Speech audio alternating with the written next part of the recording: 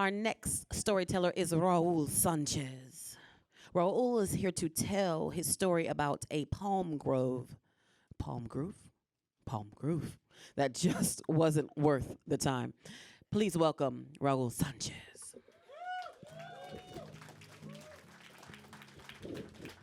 Yes. Okay. Thank you. Thank you, everybody. My name is Raul Sanchez, and I am a citizen of the United States of America.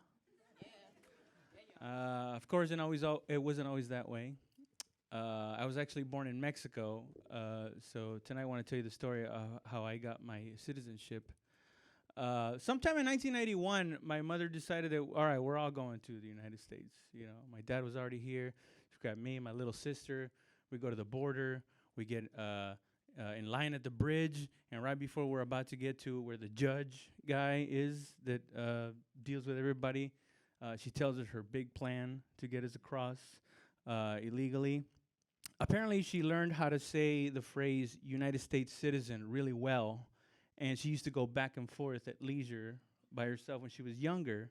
And her plan was that while we were going to go up there, she was going to get in front of the judge and kind of like screen us a little bit, like hey, United States citizen. While behind her, we were supposed to just kind of like tiptoe, like walk behind her. We got caught immediately. Like she didn't even get the sentence. She's like, United States, whose kids are those? And immediately we got kicked out of there, right? And we got kicked back across the border.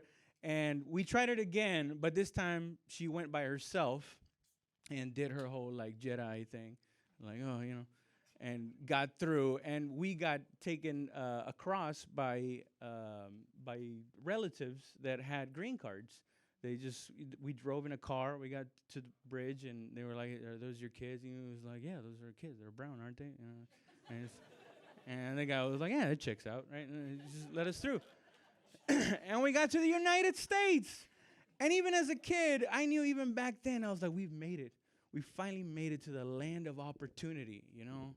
Like, our lives are going to be changed forever. Our lives are going to be better from now on, right? So 10 years later, I'm crawling on the floor under the hot Georgia sun, and there's a drill sergeant standing over me, yelling at me and this other guy, going like, you two move like pond water. You are going to get killed when you go to Afghanistan next year, right? And I'm just like crawling like, say it, don't spray it, right? Just kind of like, We go to Afghanistan, and it was the hardest thing that I've ever been through, like physically. You know, like we had to clear these villages. There were like, some of them were on the side of a mountain. We had to go up and down them. And sometimes I would be going through these villages, clearing them, and I would see these little kids run out of these tiny little houses and like run barefooted on these dirt roads. And I remember thinking while I was seeing them, because they were little brown skinny boys with like long black hair, and I would think like that was me. Like that was me when I was in Mexico. I used to run on a dirt road barefooted too. And it's weird that just the dumb luck of not even being born in the United States, just being born right next to it, that got us the opportunity for a better life. And I would think, man, that kid, like, he's on the other side of the world. He's never going to get the opportunity that I got to better my life, you know. So anyway, 2 years later, I'm in Iraq in a firefight in the middle of a palm grove, and I'm just like, pow, pow, pow, pow, pow. And right next to me, my machine gunner is going off on the 249, brr, brr, and it ka-chunk, it jams on him. It's like, Sergeant Sanchez, I got a jam on the saw. And I'm like, well, fucking fix it. And I keep shooting, boom, boom, boom. And then I see him still struggling with him. Like, damn. So I start crawling over to him, right? And just like move like pond water, right? And I'm moving over to him. And right before I get my hands on him, be like, what's wrong? I go like this, and I guess he fixed it. Like, oh, right the side of my ear. Legend has it till this day, I can't hear very well out of my right ear. And as soon as like he got it back going up, I just roll over and I just start shooting back in his direction. my sergeant comes over, Sergeant Lynn. He's like, we got to get out of here. Sergeant Sanchez, get your guys out of here. The birds are inbound. They're about to light the whole fucking palm grove. We got to get out of here. And we're like, oh, my God.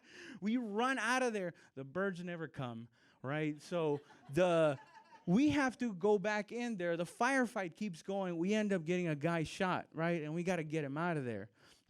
And we get Pfeiffer out of there, and he's just like, he's bleeding like out of his, you can see this blood in his mouth because he got shot in the chest right above the breastplate.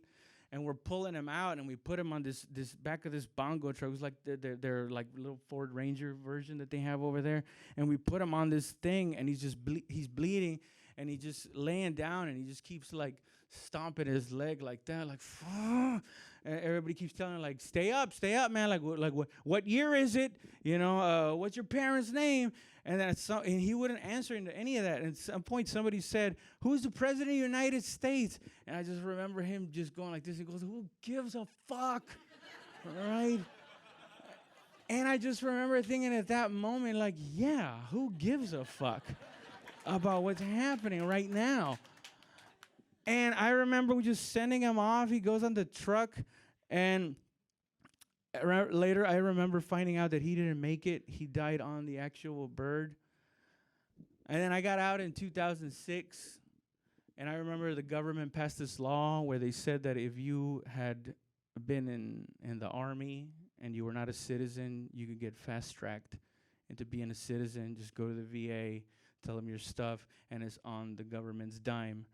And I did the whole thing. Next thing you know, I'm in an auditorium. I'm swearing to protect the United States again.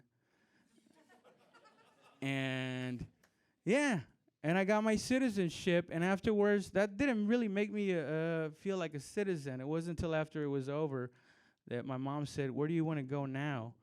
And I said, "I want to go home." And that's how I became a citizen. Thank you guys so much. That's my time.